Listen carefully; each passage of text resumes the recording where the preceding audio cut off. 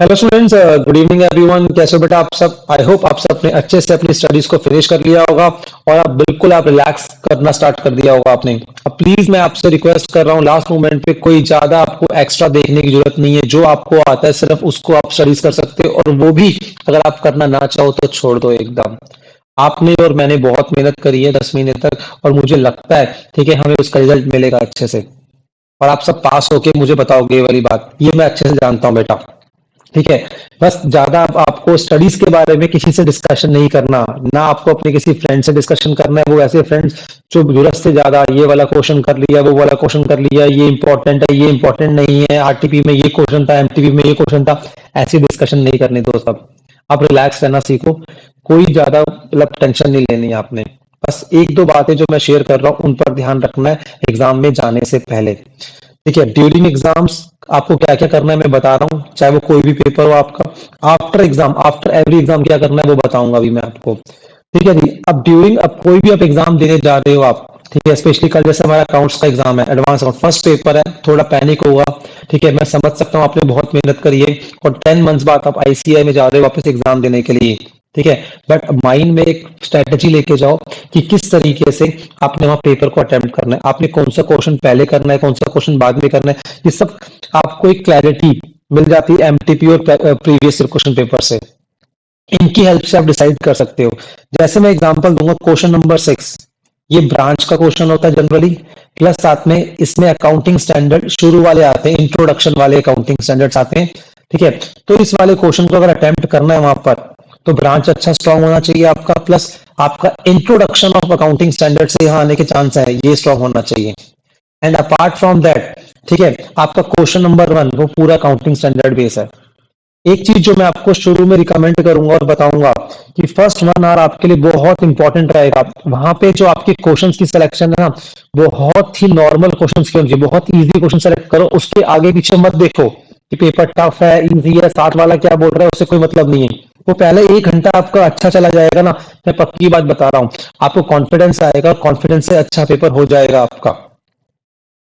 पहले 1 घंटे के अंदर कोशिश करना आपका 35 मार्क्स का पेपर हो जाए आपका। इसका मतलब अप्रोक्सीमेटली 2 क्वेश्चन भी हो गए तो कोई दिक्कत वाली बात नहीं है। ठीक है, एमसीक्यू, फर्स्ट एमसीक्यू जनरली वो जानबूझ के ट्रिकी दे सकते हैं आपको थोड़ा डराने के लिए, आप कोलैप्स हो जाओ। तो फर्स्ट क्वेश्चन को कोशिश करना अटेंड मत करना, थोड़ा आगे बढ़ना। आगे जाके क्वेश्चन आपको इजी मिलते हैं जनरली, आप ध्यान देना ये चीज।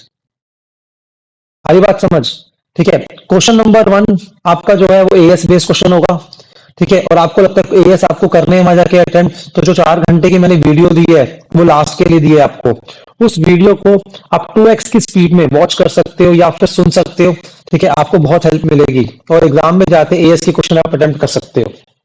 Are you getting my point? ठीक है, तो बस ये सब बातें मैंने बतानी थी। ठीक है, बट मेक श्योर अभी के टाइम आपको रिलैक्स करना है, कुछ नया नहीं करना, और आपने सारे फ्रेंड्स जो आपको डिस्टर्बिंग फ्रेंड्स हैं उनको अवॉइड करना है, जो क्वेश्चन पेपर के बारे में या एग्जाम्स के बारे में जरूरत से ज्यादा आपसे डिस्कशन कर रहे हैं। अब उसकी डिस्कशन नहीं करनी, आप फैमिली के साथ बैठो, कुछ और बातें करो, तो रिलैक्स फील करो। ठीक है, तो बस अब पर्टिकुलर सीए एग्जाम के बारे में ज्यादा सोचना नहीं है अब इस पॉइंट ऑफ टाइम पे। ठीक है जी, मैक्सिमम कल सुबह उठ के थोड़े सारे 7 चैप्टर पहले रिवाइज कर लो, 7 के 7 चैप्टर्स। और एग्जाम से जाने से पहले, मुझे लगता है इमीडिएटली जाने से पहले अगर रिवाइज करना हो, अकाउंटिंग स्टैंडर्ड जो आपने रिवाइज करे हुए हैं, पढ़े हुए हैं, अच्छे से पढ़ लेना, दैट्स इट। ठीक है जी, ये सब बातें हो गई। उसके बाद एग्जाम के बाद कभी भी आपको ध्यान रखना है, आपको पेपर अपना डिस्कस किसी के साथ नहीं करना दोस्त। ये सबसे बड़ा ब्लंडर होता है आपके अंदर पेपर देने के बाद डिस्कशन करना कि तेरा आंसर क्या आ रहा था, मेरा आंसर क्या आ रहा है। अगर कुछ कहीं मिसमैच हुआ ना, आपको नेक्स्ट एग्जाम पे आपका इंपैक्ट आ जाएगा, जो कि मैं बिल्कुल नहीं चाहता। इनफैक्ट मैं तो कभी भी नहीं कहता, एक बार आपने पेपर दे दिया, पेपर को साइड रखो। अब बस उसके बाद अपना प्रे कर सकते हो गॉड से। ठीक है, आपने इतनी मेहनत करी है, आपने अच्छे से पेपर करा है, दैट्स इट। अब ज्यादा डिस्कशन से कुछ नहीं मिलता कभी भी। तो ड्यूरिंग द एग्जाम तो एटलीस्ट नहीं करना, उसके बाद भी मेरा कोई पर्सनल रिकमेंडेशन नहीं है यहाँ पर। लास्ट पॉइंट जो एक ध्यान रखनी है आपको, याद आ गई मुझे, कि सर पेपर जो अटेम्प्ट करोगे आप, चाहे 80 मार्क्स का करो, 85 का करो, कोई फर्क नहीं पड़ता, कोई फर्क नहीं पड़ता, पर पेपर अच्छा होना चाहिए आपका, क्वालिटेटिव होना चाहिए आपका। मैं कभी रिकमेंड नहीं कर रहा हूँ 100 मार्क्स का करो, मैं उसके फेवर में नहीं हूँ। आप 80-85 का करो, पर अच्छे से करो, आप रिलैक्स होकर करो एकदम वहां पर। ठीक है जी। मेरे खुद सीए इंटरमीडिएट में 85 का मैंने अटेम्प्ट करा था और 78 मार्क्स आए थे। आप सोचो कितनी बार मेरे पेपर ऐसे हुए हैं इंटर और फाइनल के अंदर जहां पे मैं पूरा पेपर सॉल्व नहीं कर पाया, फिर भी उसके एग्जामेशन लेकर आया था मैं। ठीक है जी। तो बस ये सब बातें मैंने डिस्कस करनी थी आपसे छोटी सी। ठीक है, बस लास्ट में ये बोलूंगा मैं, ऑल दी बेस्ट, आप अच्छे से एग्जाम देना। बस ये मेरी लास्ट वीडियो थी, इसके बाद बिल्कुल भी डिस्टर्ब नहीं करूंगा मैं आपको। ठीक है, बस प्लीज मेक श्योर मुझे एक अच्छा सा रिजल्ट दे देना, मेरे लिए वही बहुत बड़ा गिफ्ट होगा बेटा। ठीक है, all the best, God bless you बेटा। अपने पेरेंट्स का आप ब्लेसिंग्स लेके जाना। एंड अपार्ट फ्रॉम दैट मैं सिंपल सी एक बात बोलूंगा, आपको अपनी हेल्थ का बहुत ध्यान रखना।